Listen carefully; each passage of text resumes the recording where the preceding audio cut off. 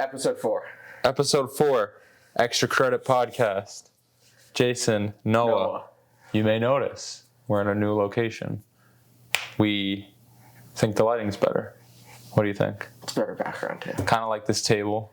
Yeah. It's more podcasty. Yeah. Easier to have a conversation when we're actually sitting across from one another. Indeed. As opposed to sitting next to each other. It's a little weird. It's been a little weird, but we have a change of scenery and better audio still from our new... Even better audio than last time. Even better audio, even better lighting. Just better production. We're really starting to take this seriously. Can we call ourselves podcasters yet or what? No. When can we call ourselves podcasters? We got to get a guest on. We got to make money. What do we got to do? I mean, I guess we are podcasters. I guess we are podcasters. First episode we are. All right. I guess so, yeah. How you feeling? Good. Good? Yeah. A lot of technical difficulties with last episode and this episode. Yeah. But I feel like we have it dialed in. Yeah. Yeah? I think so. And then we're going to have a new set next podcast. Yeah. And then the next one after we're going to be in California. Another set. Crazy. It's cool though. I like it. Keep things interesting. Keep it spicy. All right. Today's topic is field trips. Specifically the ones we went on last year and how they impacted our schooling, right? Yep. So, what field trips did we go on? Let's talk about the big three. Well, the first one, we went to Woodstock. In the summer. When Woodstock happened. Like, it was the same time. That was crazy. Yeah. So I think... Not like Woodstock. It was New York, Woodstock, but it's, where is it? Bethel. Whatever. We went to Asger's farm. Yeah. Or Asger's farm? One of those places. Something like that. So for context, at the end of... That was 8th grade, right? 8th grade year. 8th grade. Just as, like a fun lesson. No, as part of American history. Yeah, we were doing American history. We were doing American history. And, we went through all the traditional stuff. Civil War, American Revolution, World War I, World War II. I always felt like in school, they always talked about the serious stuff. War, they talked about, they never touched upon like a lot of the cool aspects of American culture, like in the 20th century. So I thought it'd be interesting for us to learn about Woodstock and sort of the hippie revolution. I love the music and the art from that era. So I thought it'd be cool to teach him, and he loved it. I loved it. We had a lot of fun. We happen to live in New York. So we visited the Woodstock Museum, right? Yeah, that was the museum. It's on the Bethel farm. So we did that in August, right? Technically not part of the school year, but, it was like a little camp thing we did. Yeah. We went. It was awesome. The museum is really sick. So that was like our first But it happened to also be on the day. Oh, yeah. That's what I wanted to get to. I think the Woodstock Festival was like August, 15th to like the 18th or something? And just... We were there on the 16th. Coincidentally, we didn't even plan it. We went on the 16th. Yeah. And it was awesome. There's a lot of people there. Yeah. And then we just happened to be there on the 16th, which is just a crazy coincidence. And we're starving that day. We went like the whole day without food. Yeah. So that was our first field trip, right? Second one. And then our second like major field trip was the Redwoods in Oregon and California. Yeah, we went to Medford and Crescent City. Medford, Oregon, Crescent City. Well, Ashland, technically. Our objective, though, is the Redwoods. Yeah, our objective explore. was the Redwoods. Then we went to Hawaii and then Greece. So to backtrack, why did we go on these trips in the first place? What was the purpose? Leave the Greece one out of this for now. We're going to get to that one. That's its own animal to tackle. I think you have more to say on this one than me. I guess... You have the technical standpoint. I'm just the guy having fun. You're just the guy having fun. His dad approached me and was like, hey, we're doing really well with school. Let's amplify it with some trips. Your dad thought that some trips would be really beneficial for us. So I was like, yeah, of course. I'm not going to say no. He gave us full reign to choose 3 trips for throughout the year, wherever we wanted to go. The first one we picked were the Redwoods. And it was cool because obviously we got to explore nature, right? The Redwoods are like this magical. If you've never been, whoever's watching, highly, highly, highly recommend checking it out. Feels like Star Wars. It does feel like you're on a different planet. Like, it seems like we're exaggerating, but when you're there and you're just around all these trees, like immersed in this wildlife like you've never seen before, it's insanity. Like, it's hard to describe with words. Yeah. You really do feel like you're not on Earth, because it's like you can't hear any cars. There's really no people. And then it's like trees, like super tall, huge, super wide, super tall. Again, like trees you've never seen before. You think you've seen trees until you go to the Redwoods. Yeah.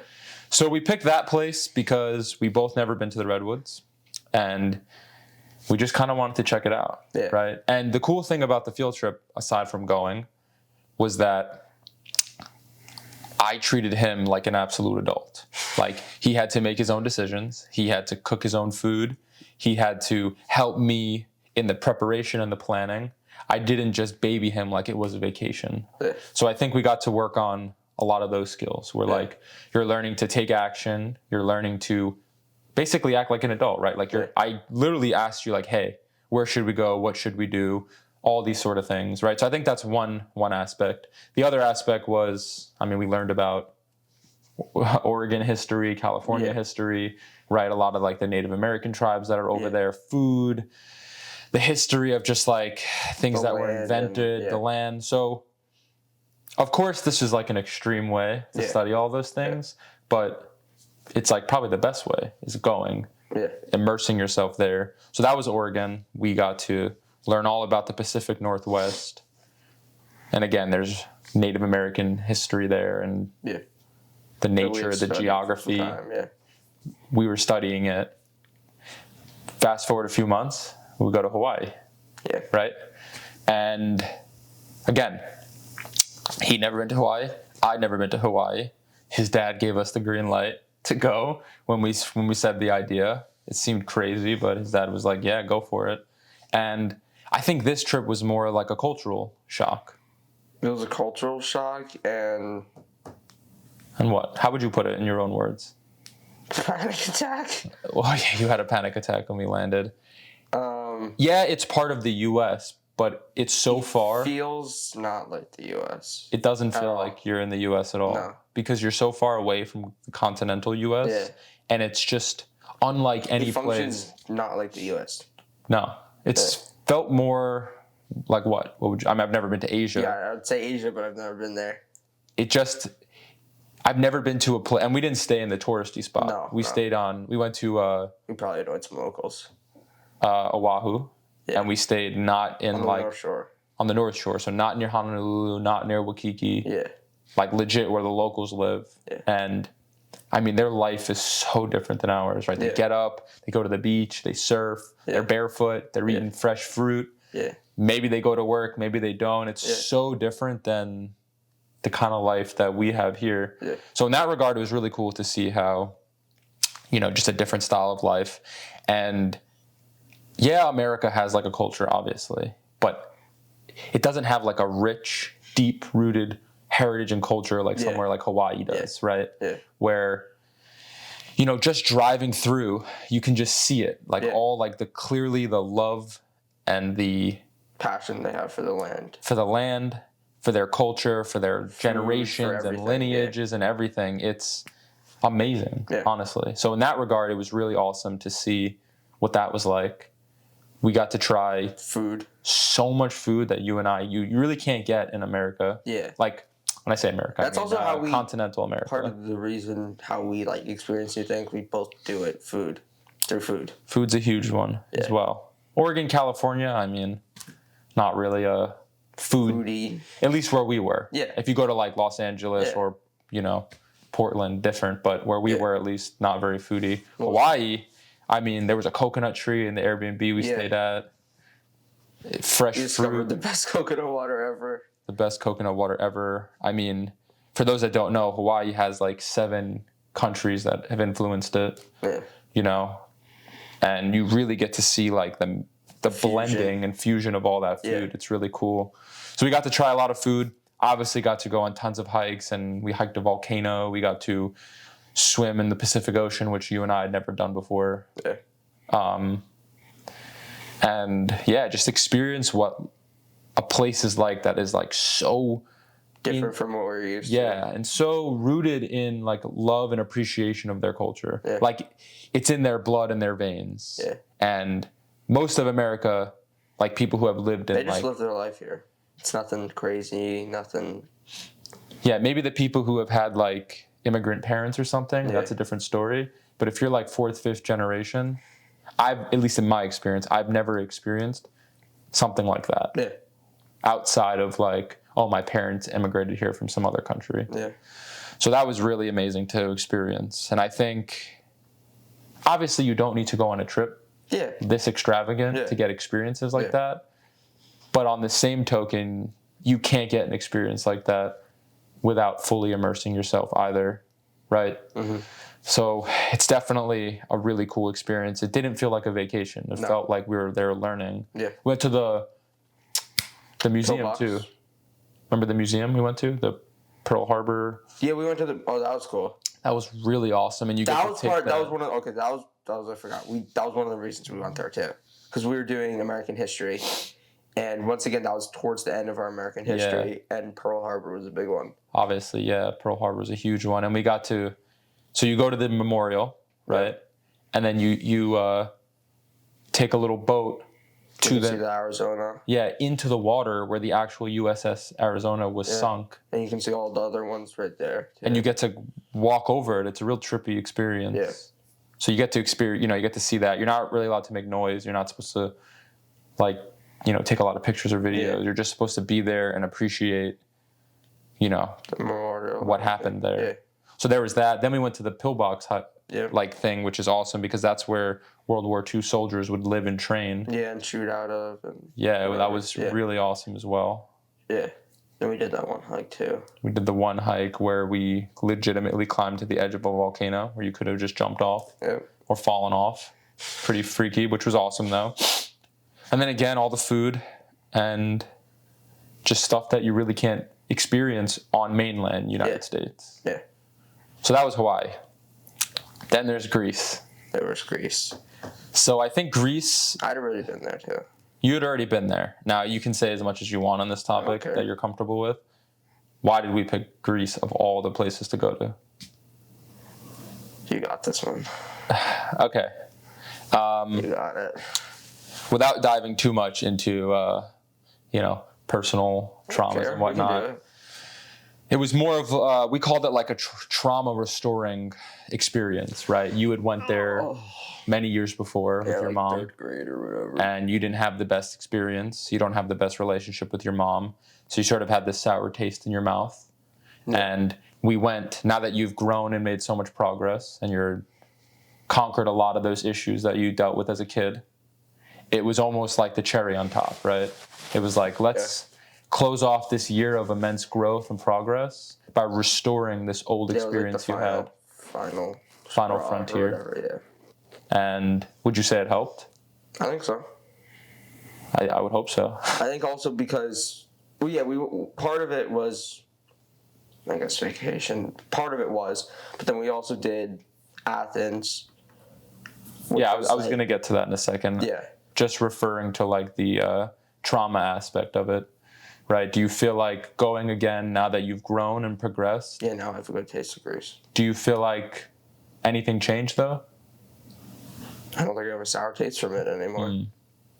So when you look back on that experience, on that trip, and the one you went on when you were younger, like did how you view the younger one change now that you've had this experience when you're older?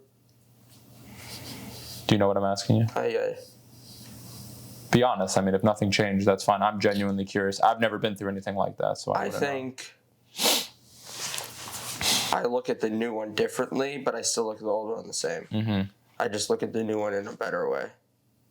In what way? Just a more positive and. So now, when you think of that experience, like if I think of Greece, I think of our trip, not the other trip. Mm-hmm. Mm-hmm. Okay. I mean, I think that's awesome. Yeah. Has it had any effect, though, on, I guess, your traumas from your youth as a whole? Or is it just another piece in the fixing of it or improving on it? Yeah. I think so too. I mean, I'm grateful that I got to experience that with you. Yeah.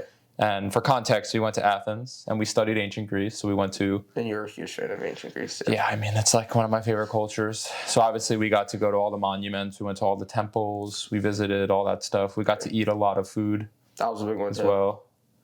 And then we went to Hydra, which is the island that you had went to with your mom, which you had the terrible experience with. And just, it's rooted in all these traumas with you. So we got to go there and... explore it. We met a bunch of locals. We got to meet were really locals. friendly to us. Definitely. Yeah.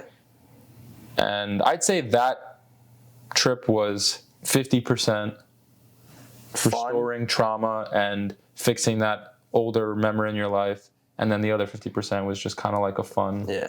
End of the year celebration. End of the year celebration for... Because you made, I'd say, the most progress. Last year. Yeah. Last year, for sure. I pushed you the most. I took you out of your comfort zone the most. You definitely experimented with the most things. Yeah. For sure. So... we also got to see Athens in like a way I don't think a lot of people see it. What do you mean? The first place we stayed. We stayed, again, we stayed 30 minutes outside of the... And I think that place, there's like not like really that bad areas. I don't think so, no. But we were in like more not like touristy areas, and I think we're not in a tourist area at all. Yeah, I think it gave us a totally different perspective on like... Well, we got to see like the hustle and bustle of what it's like to be a regular Greek citizen. Exactly, not just like living their life just like when we went to Hawaii. Yeah. We didn't just like live in a resort. Yeah. We actually got to see what the regular day-to-day life of a Greek person was like. Yeah. Which was interesting. Very, very, very different. Yeah. I mean, the way they drive there is insane. It's scary. Yeah. The mopeds, the way they drive. The taxis. They're not as aggressive as walking, though, as we are, being from New York. I think we got a lot of looks for that. Yeah. Because I'm like in and out and zipping around, and people are like, slow down. Yeah. And then coffee. I mean, they drink so much coffee. Yeah. One of the ladies at a coffee shop was like, oh, yeah, my husband drinks like 12 shots a day. Yeah. And I'm like, is that normal? She's like, kind of. Yeah. Breakfast, lunch, and dinner. And I thought it was also interesting because in America, we're so huge on breakfast, right? It's not a thing. It's like barely a thing. And if they do have breakfast, there's always something with an America association to it. Yeah. Like it was always like American breakfast, and then it'd be like eggs, bacon, whatever. Yeah. I feel like they don't really start their day until like... midday. Yeah. Which was interesting because... everybody was so relaxed. It wasn't like a rush to work in the morning. It wasn't like... No, it wasn't. It was... like we'd be up at like 9 or 10. And I remember reading that they only opened stuff earlier because of tourism. Yeah. Right? Because I know a huge part of the Greek economy. It's tourism. Yeah. I think it might be like the main driving force. Yeah.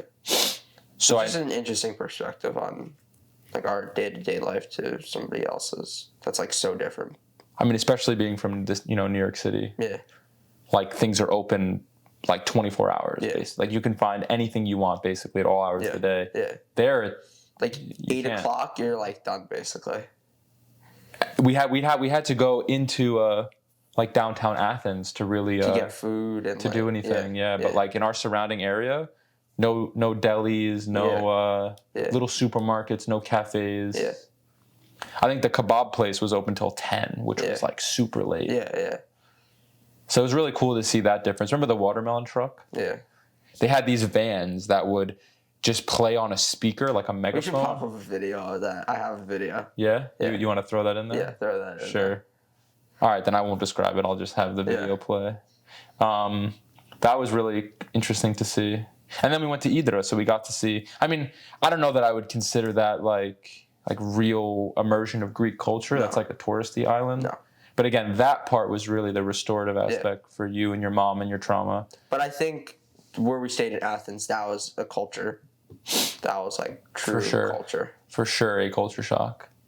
Yeah. In a good way, though. Yeah. I think it was really interesting to experience. Yeah, something so different. Like I've never I thought Hawaii was very different. Yeah. And then you go to Greece. It was like because that was my second time out of the country. Yeah. I went to Amsterdam prior, and again, super touristy. Yeah. I don't feel like I got like the Netherlands experience. Yeah. When we went to that spot in Athens, I felt a little bit more like, okay, this is what a Greek day-to-day life. You felt out of closer. Place. You felt out of place. I felt everyone looked at us. They knew immediately that we weren't Greek. Everybody gave us the dirtiest looks. But even in Hawaii too. Yeah. Like we were clearly, even though we got the dirtiest looks in Hawaii. But to be fair, like when I'm walking around my hometown and when I'm dirty looks. I don't want to admit that I give dirty looks, but I can definitely spot a tourist, an outsider for sure. Yeah. And there's nothing wrong with that, of course. It's just like you know it from a mile away. Yeah. So those were our 3 big trips. And then obviously we went to the museums a few times to study like the art that we were learning online. That was really cool. I'd already been there. I'd been to that museum, but they had a lot of new stuff, or I just didn't remember that because I was like 8 years ago or whatever. Yeah. That museum was really cool. Also, you could see the ruins underneath. Oh, the museum in Greece. Yeah. Yeah. That was the coolest museum I've ever been to. Yeah, so this museum...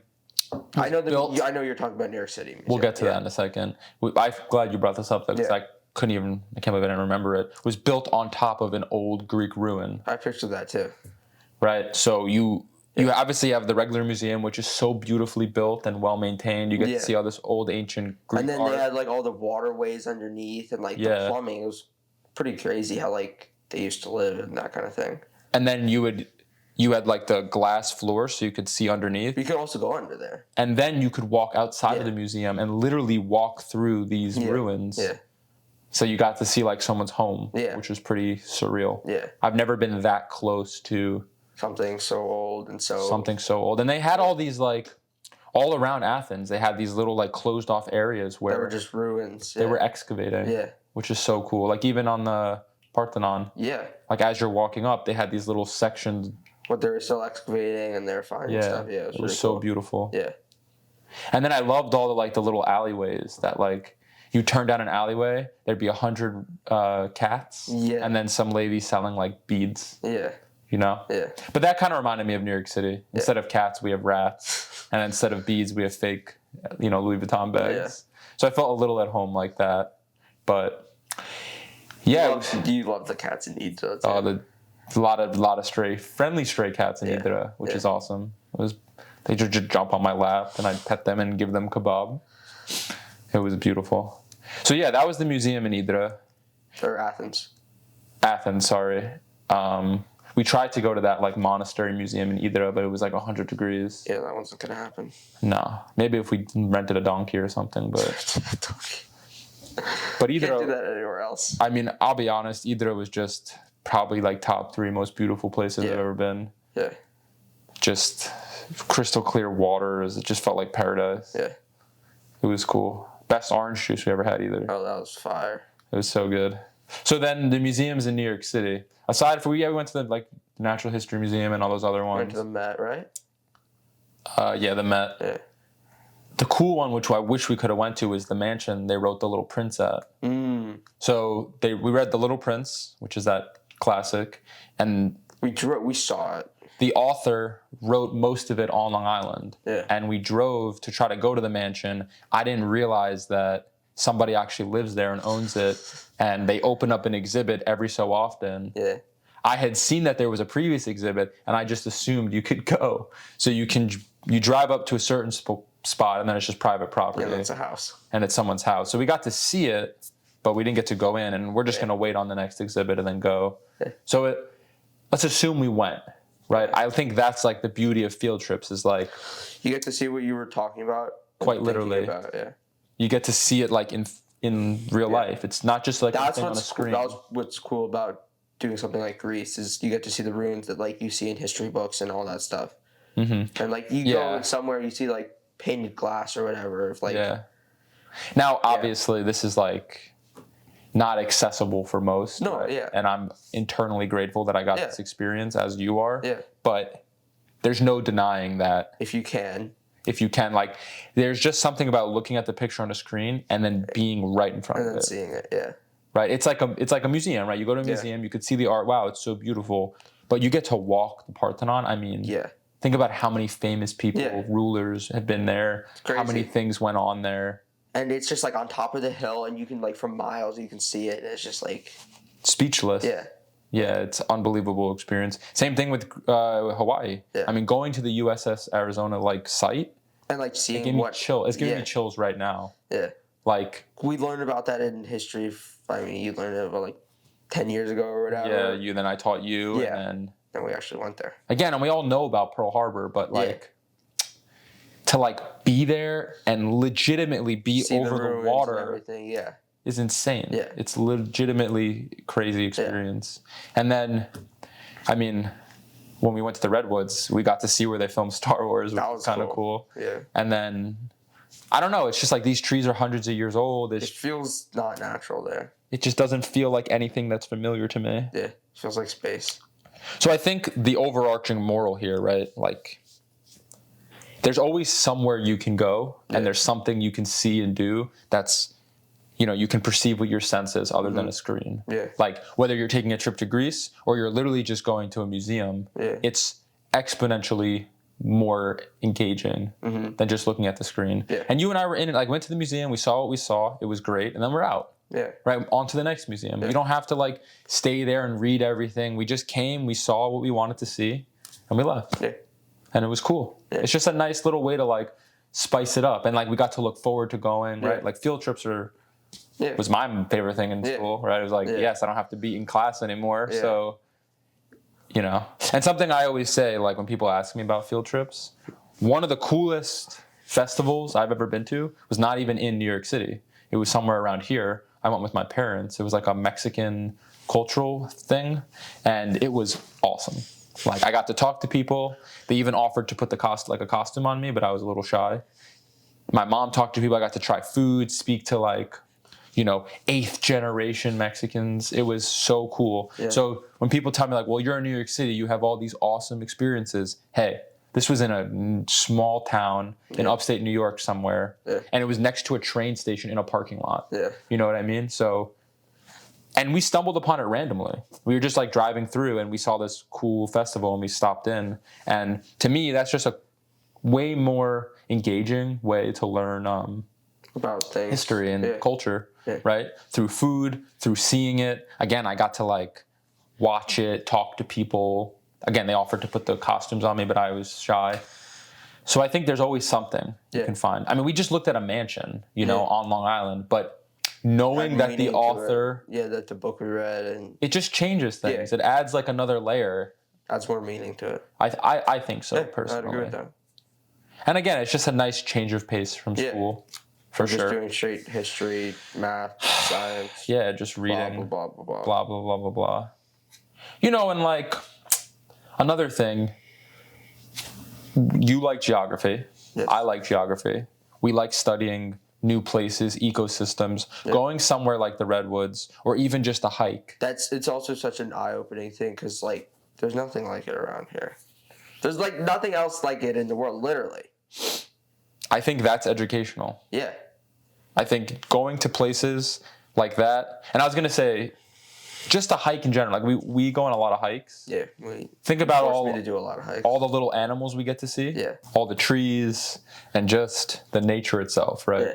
Now, of course, like that's not. What am I trying to say here? Of course, we don't only go on hikes for that reason, right? Yeah. We do it more for like the physical activity. Yeah. So like you need a gym class, right? Yeah. And gym class is a joke in most schools, at least in my experience. I've never had like a rigorous gym class. By the time everyone sat down, teacher took attendance, kids stopped, being silly, gym had 10 minutes left, right? Yeah. And then kids come home, most don't go to the park or, if you don't play a sport. Yeah. I just feel like there's a big gap in physical activity. So hikes for us get us off our phones, off the computer, outside in nature, again, experiencing all these things. And we get to push and challenge our bodies so much, which we're going to talk about in a future podcast, like the benefits of that. So I guess to just like wrap up, obviously we've had a unique experience going on 3 field trips, right?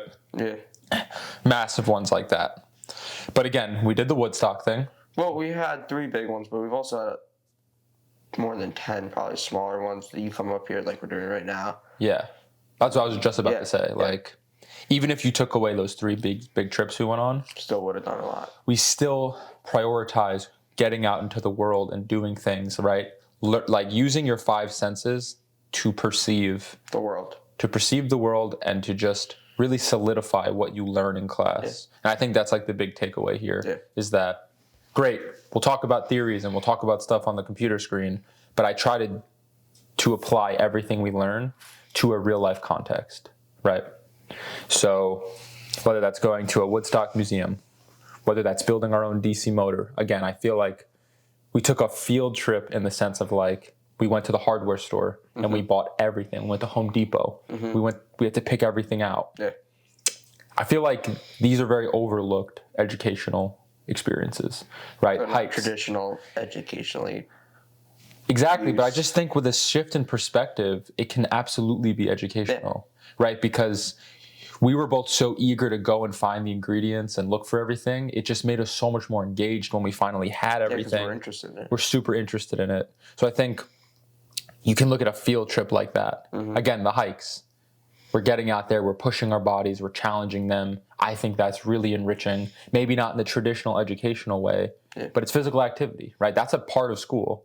And why can't hiking be that way, right? And again, if you're into learning about nature and geography, you can pick a hike anywhere you want to learn about anything you want. I mean, think about bird watchers, right? They go out there and shoot birds. I mean, I've had science classes where we take pictures of birds, not shoot them. You know what I mean? Shoot as in like shoot photos. I've had little field trips when I was in like elementary school, middle school, where I went to preserves and studied freaking grass and stuff with the right mindset, with the right motives, right? And if you're focused and engaged with it, it can absolutely be possible. It can be educational, and it can just be more interesting than just looking at stuff on a screen, right? Or a book or something. Yeah. So I think the takeaway is don't limit where you live and allow that to like set you back from what you learn and stuff. Exactly. We've really done a lot with a little. Yeah. You know, and I think it's just a matter of our creativity and how outside the box we can think. And I think that's the real problem that nobody wants to talk about. Yeah. It's not so much the resources. We've done a lot with a little. Nobody wants to put in the work. We've also done a lot with a lot, right? Yeah. But we more often than not done a lot with a little. With virtually nothing. Yeah. I mean, a lot of the DC motor stuff, we used stuff you had laying around the house, right? And the to get all the parts was like $20 or $30, right? And it was weeks and weeks and weeks. Used for like the case, we used one of those like spray cans you already like had, oil or like cooking oil, And again, that project was like months of work, right? So, I would say take advantage of field trips, right? Take advantage of getting out there into the world because it's absolutely educational. So, any final thoughts? That's good. Sweet. That's it. Extra Credit episode 4. Thanks for watching.